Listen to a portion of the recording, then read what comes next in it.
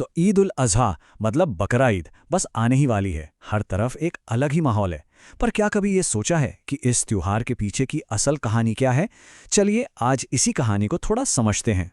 और पता है, यही वो सवाल है जो हमें इस पूरी कहानी की जड़ तक ले जाएगा। देखिए, ये सिर्फ एक रस्म नहीं है।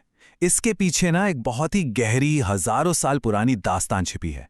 एक कहानी विश्वास की, एक बड़ी परीक्षा की और बलिदान की। तो चलिए फिर इस कहानी में गहराई से उतरते हैं। तो ये कहानी शुरू होती है पैगंबर इब्राहिम से। सोचिए, हजारों साल पहले की बात है। उन्हें एक ऐसा ख्वाब आया, एक ऐसा सपना जो उनकी जिंदगी को हमेशा हमेशा के लिए बदलने वाला था। उन्होंने ख्वाब में देखा कि अल्लाह की तरफ से एक आवाज़ आ रही है। अब देखिए, जो पैगंबर होते हैं ना, उनके लिए ख्वाब भी एक आसमानी संदेश या कह लीजिए एक हुक्म की तरह होता है। तो ये कोई आम सपना तो बिल्कुल नहीं था। और ख्वाब में जो हुक्म मिला था वो बिल्कुल साफ था। मेरी राह में अपनी सबसे प्यारी और अजीज चीज कुर्बान करो। मतलब उन्हें अपनी उस चीज की कुर्बानी देनी थी जो उन्हें दुनिया में सबसे सबसे ज्यादा प्यारी थी। वाकई ये एक बहुत बड़ी आजमाइश थी। बात यही खत्म नहीं हुई। ये ख्वाब सिर्फ एक बार नहीं, बल्कि लगातार 3 रातों तक आया। पहले तो पैगंबर इब्राहिम को लगा कि शायद उन्हें अपने जानवर कुर्बान करने हैं, तो उन्होंने सैकड़ों ऊंट कुर्बान कर दिए। लेकिन वो ख्वाब फिर भी आता रहा। और तब उन्हें एहसास हुआ, उनकी सबसे कीमती चीज कोई दौलत या जानवर नहीं थी। वो थे उनके अपने बेटे इस्माइल। ये उनके विश्वास की शायद सबसे बड़ी परीक्षा थी। सवाल ये था कि वो अपने रब से ज्यादा मोहब्बत करते हैं या अपने बेटे से।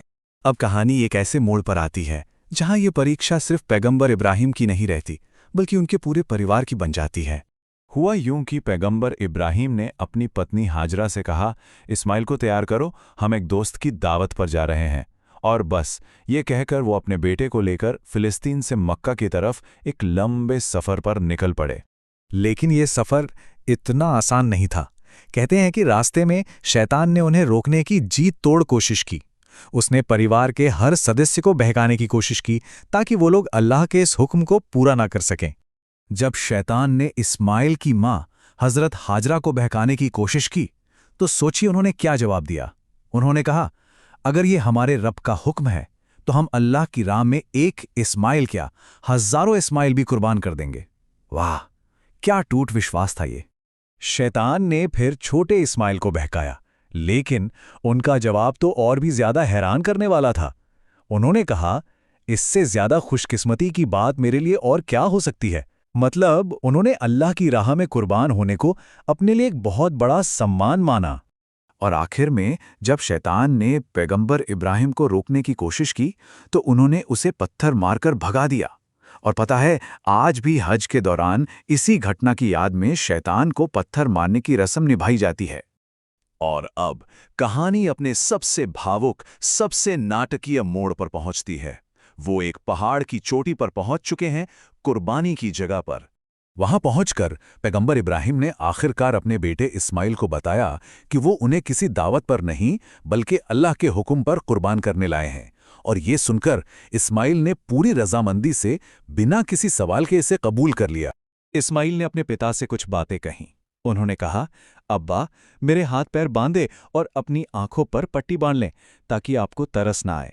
सोचिए, वो नहीं चाहते थे कि उनके पिता की मोहब्बत अल्लाह का हुक्म पूरा करने में जरा सी भी रुकावट बने। क्या हिम्मत और क्या समझदारी थी। तो पैगंबर इब्राहिम ने अपने बेटे के हाथ पैर बांधे, अपनी आंखों पर पट्टी बांधी और फिर बहुत भारी दिल से अपने जिगर के टुकड़े की गर्दन पर छुरी रख दी। और ठीक उसी पल जब लगा कि सब कुछ खत्म होने वाला है, कहानी ने एक ऐसा मोड़ लिया जिसकी किसी को कोई उम्मीद नहीं थी। जैसे ही उन्होंने छुरी चलाई, अल्लाह की तरफ से मदद आ गई। देखिए, उनकी नीयत परखी जा चुकी थी, उनका इरादा देखा जा चुका था, और वो इस मुश्किल इम्तिहान में पूरी तरह खरे उतरे थे। जब पैगंबर इब्राहिम ने अपनी आंखों से पट्टी हटाई, तो क्या देखते हैं कि उनका बेटा इस्माइल तो सही सलामत उनके पास खड़ा है और उनकी जगह पर जन्नत से भेजा गया एक दुम्बा कुर्बान हो चुका है। सच में आजमाइश जितनी बड़ी थी, अल्लाह की रहमत उससे भी कहीं ज्यादा बड़ी थी। कहते हैं कि तभी गैब से एक आवाज आई जिसमें यह वादा किया गया, तुम्हारी इस आजमाइश को क़यामत के दिन तक याद रखा जाएगा और ईमान वाले तुम्हारी इस सुन्नत को हमेशा निभाएंगे। और बस ये एक ऐसी विरासत बन गई जो आज तक निभाई जा रही है। तो चलिए अब इस हजारों साल पुरानी कहानी को आज के समय से जोड़ते हैं और देखते हैं कि इस विरासत को आखिर निभाया कैसे जाता है। इसी को कुर्बानी कहते हैं। तो ये सिर्फ एक जानवर की कुर्बानी नहीं है, बल्कि ये पैगंबर इब्राहिम की उसी कहानी को याद करने का एक तरीका है। ये हमें त्याग और अल्लाह के प्रति पूरे समर्पण का पाठ सिखाती है। और पता है, इस परंपरा की सबसे खूबसूरत बात क्या है? इसका बंटवारा। कुर्बानी के गोश्त के 3 हिस्से किए जाते हैं। एक हिस्सा अपने परिवार के लिए, एक हिस्सा रिश्तेदारों और पड़ोसियों के लिए, और सबसे जरूरी एक हिस्सा गरीबों और जरूरतमंदों के लिए। तो इस तरह बलिदान का ये अमल आपस में बांटने और एक दूसरे की देखभाल करने का एक जरिया बन जाता है। तो आखिर में ये सवाल हम सब के लिए है। पैगंबर इब्राहिम की कहानी हमें सिखाती है कि सच्ची कुर्बानी का मतलब क्या होता है। ये हमें सोचने पर मजबूर करती है कि आज के दौर में किसी ऊंचे मकसद के लिए अपनी सबसे कीमती चीज कुर्बान करने का क्या मतलब हो सकता है।